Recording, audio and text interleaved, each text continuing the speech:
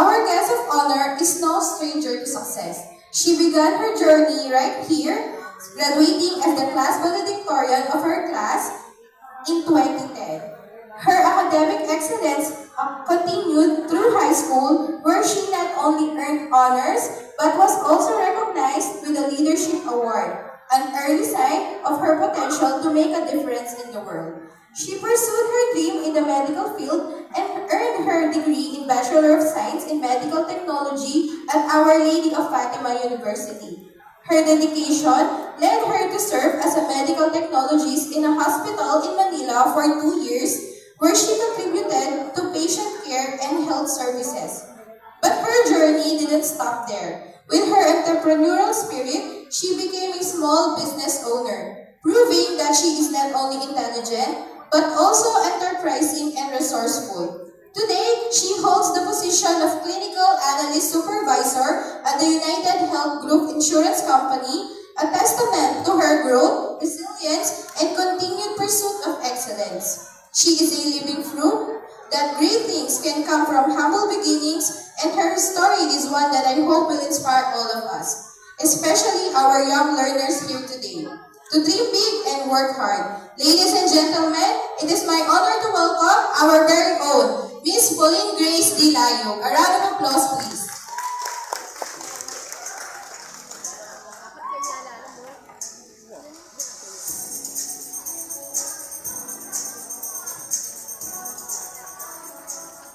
Hi, good afternoon everyone.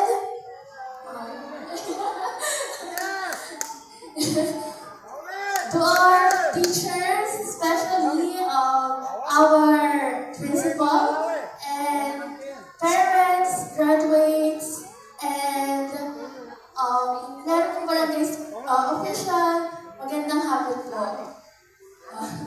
Hello graduates, excited na ba kayo? Wow! Ang gaganda po pogi niyo ngayon na.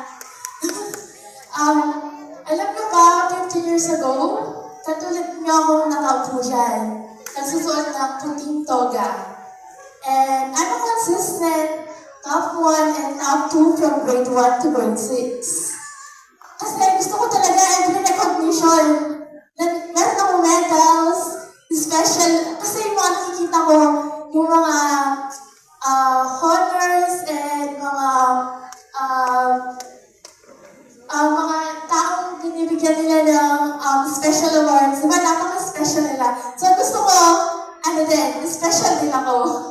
Sabi ko, pag grade 6 ako dapat yung valedictorian. Kasi gusto ko, ako yung magsalita sa harap. Gusto ko, madami din ako medals na makukuha. Tapos, sabi ng mga magulang ko, kung gusto mo maraming medal na makuha, dapat galingan mo sa school, mag-aral ka ng mabuti. So, ginawa ko yun, ginalingan ko. So, ayun, ginawa ko. Lahat ng school activities, sinasalihan ko. Alam na yun mga teachers ko dito. Mga sportsman yan, journalist, mga television, kung ano-ano pa sinasalihan ko talaga. Kasi gusto ko, meron akong goal na pagka-graduate ko, dapat ako yung maging valedictorian. So, kaya, to make the story short, I graduated as last valedictorian year 2010. And marami din akong awards na nakuha. So, 15 years ago, habang nakikinig ako speaker, sa taong nagbabahagi ng tagumpay nila sa harap, kasi di ba, most of the time, di natin pinapakinggan yung guest of honor or guest of speaker. Di ba, sabi, ang boring naman, ang haba ng sinasabi, nakakainip. Yan yung, totoo di ba, sa mga nagsasalita, di natin pinapakinggan. Merong inaantok, nagchichismisan. Pero alam niyo ba, may reason kung bakit nandito yung mga guest of honor or ang guest speaker. Ibig sabihin, ang mga taong nag-imbita sa kanila o sa akin, may malaking tiwala na mga makakapag-share sa makakapag-share sa mga kalaman sa mga kabataan ngayon. Actually, teacher na nalabitan sa akin si Ma'am Pebebe Lolo. Tinawagan niya ako po. Tinawagan mo ako. And 15 years ago, alam niyo ba, sabi ko, gusto ko maging tao ganun. Maging guest of honor. And gusto ko yung mga tao na share ng tagumpay nila after ilang years, ako naman yung tatalo. So, ibig sabihin, kayo daw ang pag-asa ng bansang Pilipinas. Naniniwala ba kayo doon? Kayo yung pag-asa ng bansang Pilipinas? Dapat naniniwala kayo na kayo ang pag-asa ng Pilipinas. Pero diba sabi dito, unity. Ano ba ang ibig sabihin ng unity? Unity means pagkakaisa, diba? Pero unity doesn't mean uniformity. Di ba akala natin kapag sinabing pagkakaisa, dapat magkakapareho? Hindi po. Unity o pagkakaisa, it means embracing differences. Ibig sabihin, pagrespeto sa pagkakaiba ng bawat tao, pagrespeto sa kapwa-tao. Kaya laging tandaan, hindi sa taas ng edukasyon masusukat ang pagkatao. Ano man ang estado mo, kung marunong kang magrespeto, daig mo pa ang edukado. Sa mga bagong henerasyon, marami sa inyo o marami sa atin ang nakakalimot sa kagandahang asal tulad ng respeto at pagiging magalang. Bilang kabataan, bilang mag-aaral, huwag nating kalimutan ang pagbibigay respeto sa ating mga magulang, sa mga guro, at sa mga nakakatanda, at sa mga taong nakakasalumuhan natin. Laging tandaan na ang tunay na may pinag-aralan ay hindi lamang yung maraming nalalaman. Dapat may respeto sa kapwa, may paggalang, at may malawak na pag-unawa. Kaya kung gusto mong irespeto at igalang ka ng mga tao, magpakita ng kanang kabutihan sa mundo. Yan yung ibig sabihin ng ating tema ng graduation or moving up ceremony yun. Sa mga kaaral at sa mga magulang na narito, gusto ko lang kayong palalahanan na ang grado ay hindi sukatan ng pagiging mabuti, magaling, at isang patagumpay na estudyante. Dapat may respeto at pangunawa. Gusto ko lang kayong palalahanan na magaling ang para sa inyong mga batang magsasipagtapos. Gusto ko lang palalahanan, ang payo ko sa inyo, mag-aral lang kayo, mangarap, mataas, matayog. Huwag kayong pangunahan ng masyadong mataas ang pangarap ko. Ang sabi nga nila, the sky is the limit. Anong ibig sabihin nun? Walang hangganan. Kaya kung mangarap ka, taasan mo na. Taasan ninyo. Walang nakakapigil kung magkataas ang pangarap ninyo. Dahil libre lang naman ang mangarap, di ba? Pero huwag natin kalimutang mag-enjoy.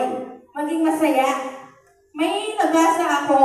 Isa daw sa sekreto ng pagiging successful ay pagiging masaya. Bakit kaya? Diba?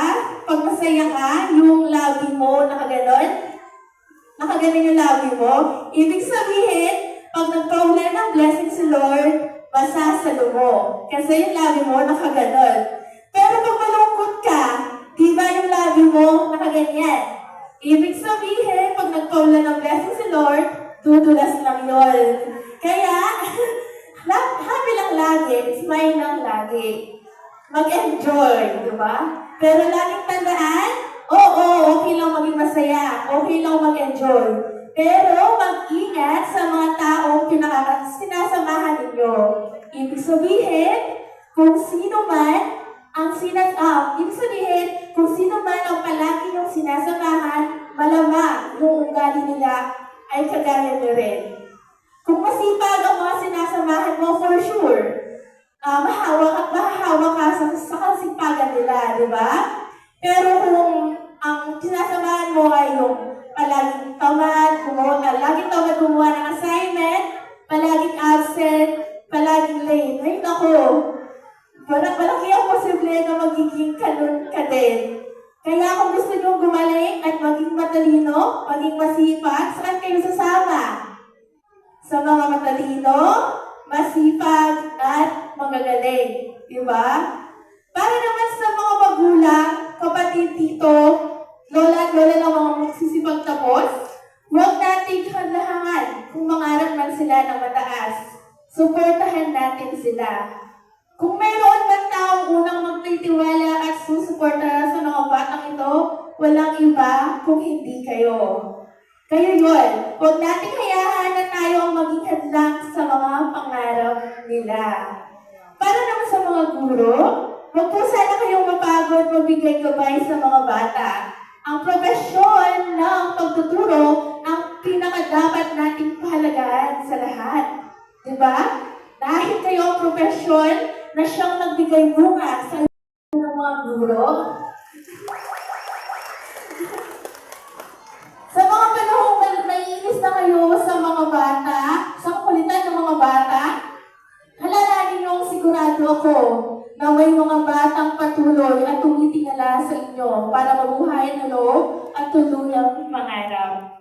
Tulad na lang kung paano ko ako tumingala at kumuha ng inspirasyon sa mga gurong naniniwala sa akin na ang iba ay nandito pa sila. Maraming salamat po ulit. Para naman sa mga opisyales ng gobyerno, barangay officials natin, patuloy na hamon ang pagiging tapat sa ating taong bayan. Mangyari sana ng lahat ng alokasyon para sa edukasyon ay makarating sa mga batang nangangailangan. Diba? Hindi nyo kailangan mamili sa pagitan ng diploma o diskarte. Walang tatalo sa pagkaroon ng diploma na sasamahan nyo ng diskarte sa buhay. Balang araw, kapag narating nyo na ang inyong mga personal na pangarap, huwag nyo sanang kalimutan ang inyong pinanggalingan. Lalo na itong alma mater natin na sa Tabat, Elementary School. Maging instrumento rin kayo sa mga susunod pang eleksyon, mga batang patuloy pang nangangarap. Muli, sa inyong mga mag-aaral, mangarap na mataas sa mga magulang, suportahan po natin sila. Mga opisyales, maging tapat po tayo sa mga taong bayan. At sa mga guro, na walang sawang nagbibigay ng karunungan at pag-asa. At sa mga bata, binabati ko sa inyo sa inyong pagtatapos. Happy moving up. Mabuhay tayong lahat. Maraming salamat. Good afternoon. Galing naman po ni Mama. Palakpakan po natin po siya. Thank you very much, Miss Pauline Grace Dilayo, for your very inspiring message na kahit mga bata pa, matutunan tayo mangarap. But at the same time, enjoyin mo na kasi minsan na kayo magiging mga bata. May call on our school head, Dr. Eden Racel Gagdag, for the awarding of certificates to our guest of honor. And our guest of honor, Miss Eden Slanyo, please come up the stage for the awarding of certificate.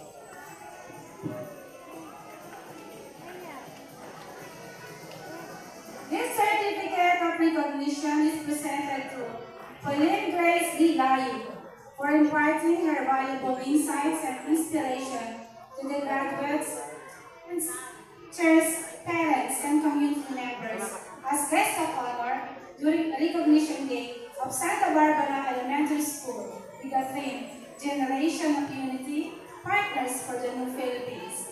Given this 14th day of April 2025 at Santa Barbara Elementary School, Santa Barbara, Ilocos, signed Eden Grace Gagdag, PhD, Elementary School Head Teacher. How about a round of applause to our guest of honor?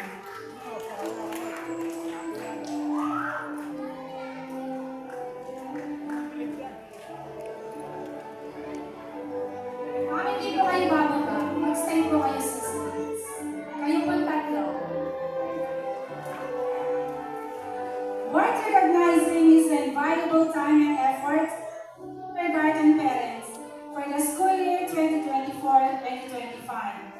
May I ask our guest of honor, Miss Pauline Grace Dilayo, and our school head ma'am, Madam Grace Dilag, in the awarding of kindergarten parents.